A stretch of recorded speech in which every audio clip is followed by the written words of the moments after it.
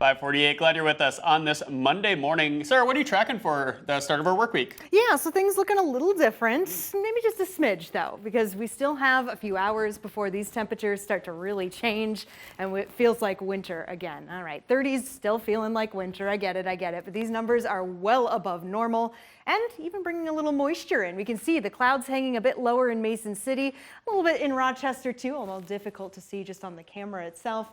In Charles City, we're seeing a little bit of that moisture in the air. You can see Mason City, Charles City, both at 36 degrees.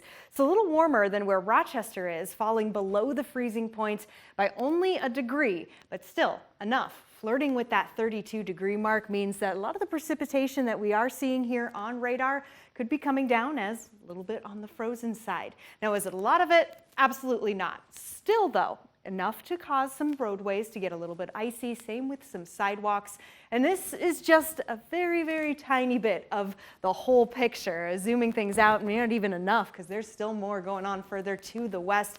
This is great though. The upper Midwest needs this snowfall. So the more we can get, really the better. It's just unfortunate happening on a Monday morning. Now, luckily for us in our immediate area, I mentioned that not a lot is coming down, but for the areas that are below the freezing point, Owatonna, Dodge Center, both at 30 degrees, that 31 in Zumbrota, Rochester, there is that possibility that some of this, whatever amount is coming down, very, very light, is still enough to cause a very thin layer of some icing. Add 5 minutes to your drive, you should be a-okay. Now let's move further south. We can see Austin at 34, Albert Lee right at the freezing point alongside Preston. There's the 36 in Mason City, Charles City, even Forest City and Decorah. So temperatures above the freezing point further south. So we're looking at maybe more wet/dry roadways as most of the precipitation stays further to the north. Now this is important because it's Monday and yes, it is the new month.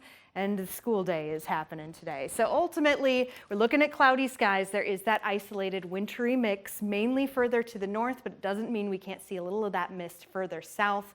The big news, though, is going to also be the temperatures, especially once we get past pickup, because that's when they'll start to drop.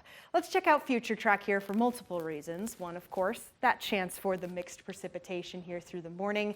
The chance, again, isn't very high, but very easily could slide a little further to the south, especially as we get later into the morning. This is around 10 a.m. This is coming into the noon hour.